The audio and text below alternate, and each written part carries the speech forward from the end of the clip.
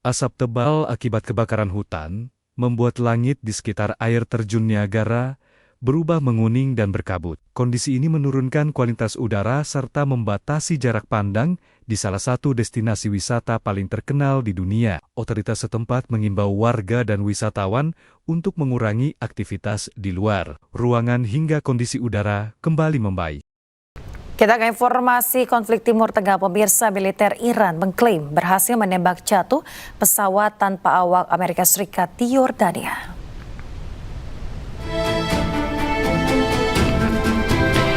Ya, seperti inilah pemirsa detik-detik saat MQ-4C Triton berhasil ditembak jatuh rudal IRGC di atas langit Yordania. Korps Garda Revolusi Iran sebelumnya melancarkan serangan rudal balistik dan drone yang menargetkan pangkalan udara Pangeran Hassan di Yordania. Pentagon kemudian memindahkan MQ-4C Triton yang selamat ke Eropa.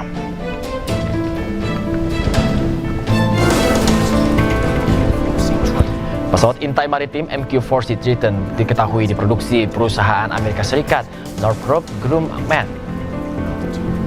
MQ-4C Triton digunakan Angkatan Laut Amerika Serikat dan Angkatan Udara Australia.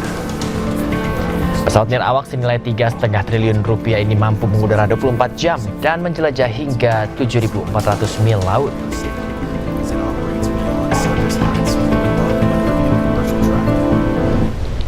IRGC mengklaim telah menyerang situs-situs militer Amerika Serikat di Teluk Persia.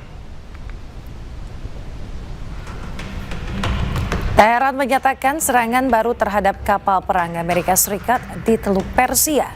Sebelumnya, CENTCOM melancarkan serangan terhadap sistem pertahanan pantai Iran. Selain itu, lokasi penyimpanan dan juga peluncuran rudal jelajah di Pulau Thun di Iran juga menjadi sasaran serangan udara militer Amerika Serikat.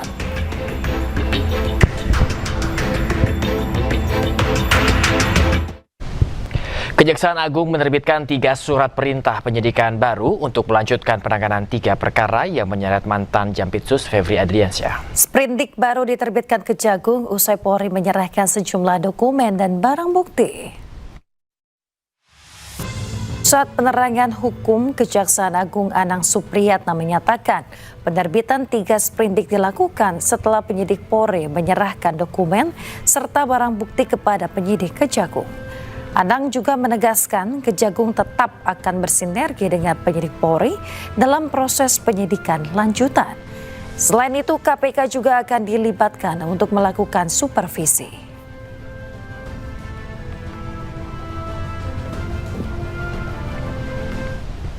Pemirsa, KPK telah menerima permintaan secara lisan untuk melakukan supervisi terhadap kelanjutan penyidikan perkara yang menyeret ex-Jampitsus Febri Adriansyah. Meski sudah berkoordinasi, KPK menilai masih terlalu dini untuk mengambil alih kasus ini.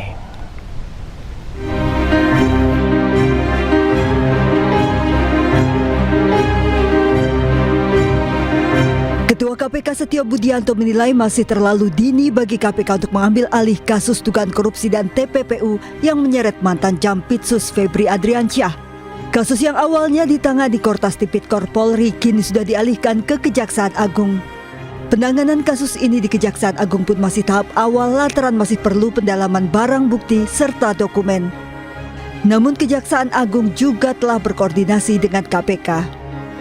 Ya, saya kira terlalu dini ya, gitu kan masih berproses di Kejaksaan Agung, gitu. Prosesnya sementara berjalan, koordinasi banyak lagi yang dilakukan, masalah pendalaman barang bukti, pendalaman dokumen, dan lain-lain.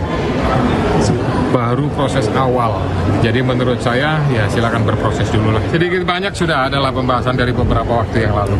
Artinya itu menunjukkan keseriusan daripada Kejaksaan Agung untuk menindaklanjuti penanganan. Terkait supervisi kasus, KPK akan mengikuti sesuai aturan pasal 6 Undang-Undang KPK nomor 19 tahun 2019 tentang kewenangan dan supervisi KPK. Ketua Komisi 3 DPR RI Habibur Rahman menyebut KPK memiliki kewenangan mengambil alih penanganan perkara ini. Boleh saja ya, silakan saja kalau KPK kan punya kewenangan. Tapi gini, kita kemarin sudah sampaikan bahwa kasus ini disupervisi langsung oleh KPK. Kan sama aja, ya kan? Jadi KPK melakukan supervisi gitu. Sebelumnya usulan agar KPK segera mengambil alih kasus ini disampaikan oleh mantan Menko Polhukam Mahfud MD melalui kanal pribadinya di YouTube. KPK memang telah menerima permintaan secara lisan untuk melakukan supervisi setelah Kortas Tipikor menyerahkan kelanjutan penyidikan perkara ke Kejaksaan Agung. Namun KPK tetap menunggu permintaan secara tertulis yang nantinya akan dibahas sesuai SOP yang berlaku di KPK. Dari Jakarta, Tim Liputan iNews melaporkan. Pemirsa, Kejaksaan Agung telah membentuk tim penyidik khusus untuk mengusut perkara yang menyeret Febri Adriansyah. Tim penyidik khusus bentukan Kejagung diisi 9 jaksa senior yang mayoritas merupakan alumni KPK. Selain menerbitkan sprindik baru, Kejagung juga membentuk tim penyidik khusus untuk menangani perkara mantan Jampitsus Febri Adriansyah. Tim penyidik khusus beranggotakan 9 orang jaksa senior dengan mayoritas merupakan alumni KPK. Sementara KPK mengapresiasi langkah Kejagung dan berharap pengalaman tim khusus selama menjadi anggota KPK bisa membantu mengusut kasus hingga tuntas.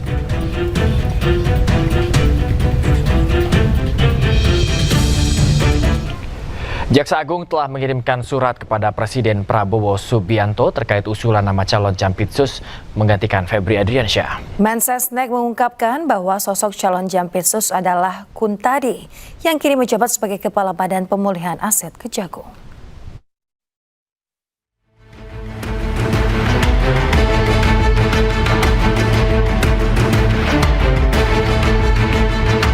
Usai Jampitsusnya jadi tersangka kasus mega korupsi, Jaksa Agung ST Burhanuddin telah mengirimkan surat kepada Presiden Prabowo Subianto terkait usulan nama calon Jaksa Agung Muda bidang tindak pidana khusus atau Jampitsus menggantikan Febri Adriansyah.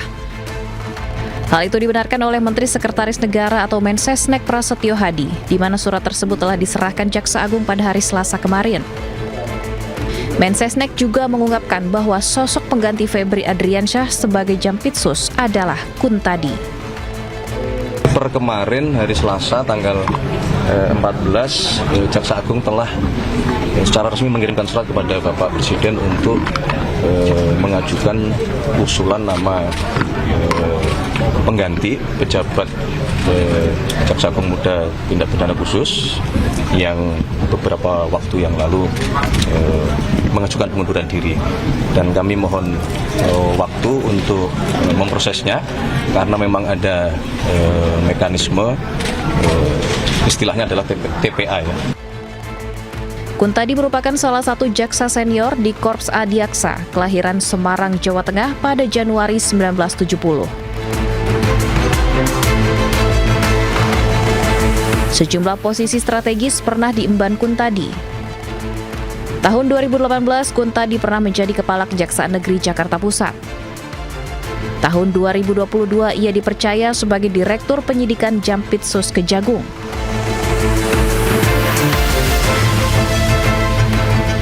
Tahun 2024, Kuntadi dipromosikan sebagai Kepala Kejaksaan Tinggi Lampung dan kemudian dipindahkan sebagai Kepala Kejaksaan Tinggi Jawa Timur. Tahun 2025, Presiden Prabowo menunjuk Kuntadi sebagai Kepala Badan Pemulihan Aset Kejaksaan Agung.